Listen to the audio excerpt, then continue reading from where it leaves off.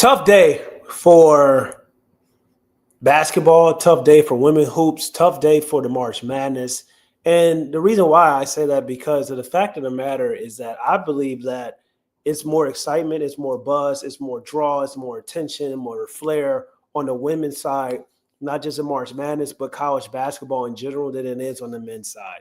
I had a last stream when I was talking about how most people know the college women basketball stars in comparison to the men's college basketball stars. And that just shows you how big the women's game has become. And that just also shows you how these ladies in basketball on the women's side is in a renaissance era.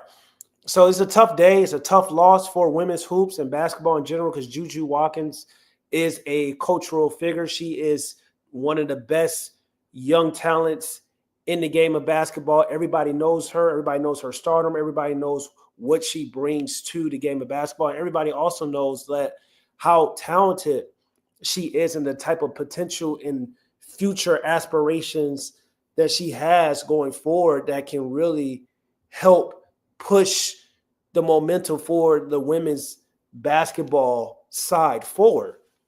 And it's just sad. And to me, this injury with JuJu Watkins basically sucked the life me personally, sucked the life and the energy I have to watch the March Madness in general.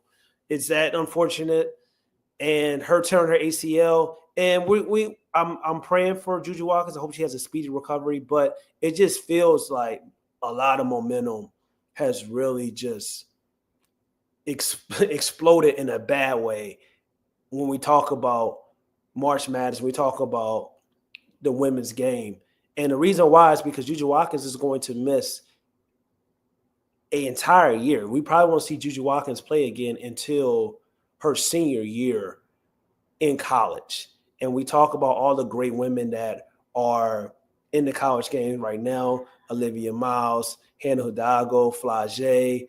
We talk about Audie, who just, her team is eliminated, Paige Beckers, and this is her last dance. And then JuJu Watkins, and they had the potential to meet up in the Elite Eight, USC versus UConn as well. That would have been a very exciting matchup, a very big moment for college basketball and also for the overall hypeness of March Madness tournament and also just women's basketball as well.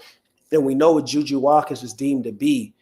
And I have all the confidence in the world that she's going to come back and she's going to be able to dominate. We've seen Michael Jordan get hurt in college. We've seen Paige Beckers, Sue Bird, Kelsey Plum, Breanna Stewart, Tamika Catchings, Diana Taurasi, all these ladies tear their ACLs and come back better than ever and came back at elite and high levels. So JuJu Watkins is extremely young, but also this is when we talk about ACL injuries and women suffering ACL injuries in comparison to men, it's a lot more frequent due to the fact that women are more likely to tear their ACLs because they have, their bodies are different than men. Like, they have wider hips, looser joints due to hormones. That's just a fact. And a lot of different landing and cutting mechanisms that when they're jumping and they're moving, they tend to put more stress on their knees and their overall body. So that's why strength and movement training is very important for female athletes and needs to be put in, specific programs and workouts and things of that nature for the highest women at the highest level, so they don't have to go through some of these injuries, even though some of these injuries are freak accidents. But more strength and overall movement and training is very, very important for all female basketball athletes and probably female athletes in general. So it's unfortunate. It's really unfortunate that we lost. It's a major blow to women's basketball. It kills some of the momentum. Like, we know what JuJu Watkins, the record she was breaking. We know what she was trying to break overall and pushing to do, and the overall college legacy that she's trying to create as well. Now that stops a lot of momentum that she had. But once again, she's going to come back better than ever. She's extremely athletic. She's extremely gifted. She's something we've never seen on the women's side before. And this doesn't stop her potential. It just is a minor setback, but it's going to be a major comeback because, once again, her physical tools that she has in comparison to her counterparts she is one of the most physically gifted women athletes on the basketball side that we have ever seen. That's how athletic she is. That's how gifted she is. That's how talented she is. That's how skilled she is.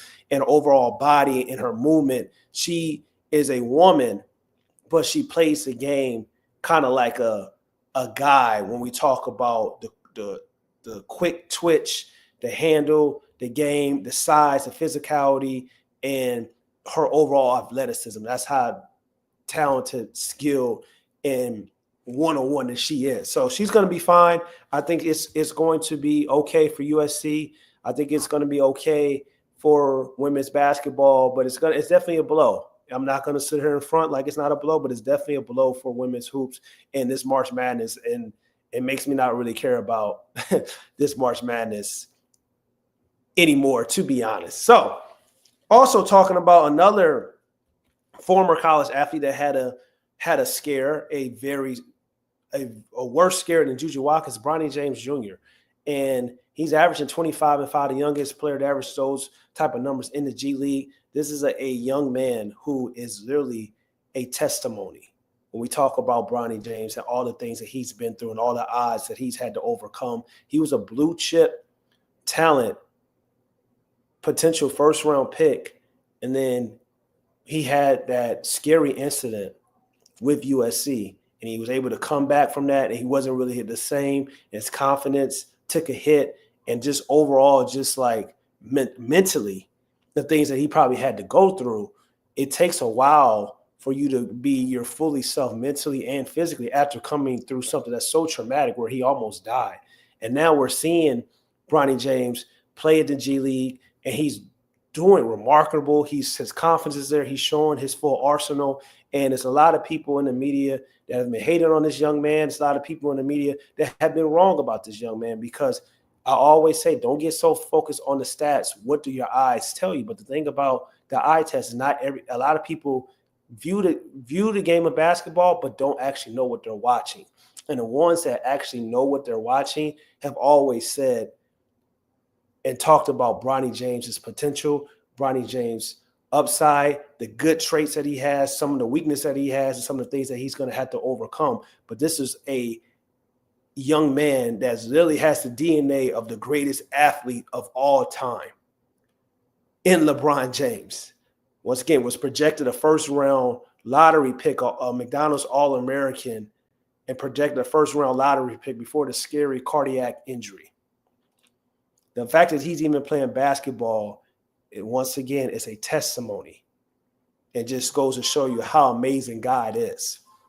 And we talk about the Los Angeles Lakers, and we talk about him playing on the Los Angeles Lakers. People are going to talk about, well, he got drafted because of his dad. Whatever feelings that you want to feel about that and about nepotism, because it's only a problem with nepotism when it comes to African Americans having some form of nepotism in comparison to their counterparts, where we know in businesses, in entertainment, in front office position, that is always in coaching position, that's always the case with their counterparts in comparison to Black people and POCs.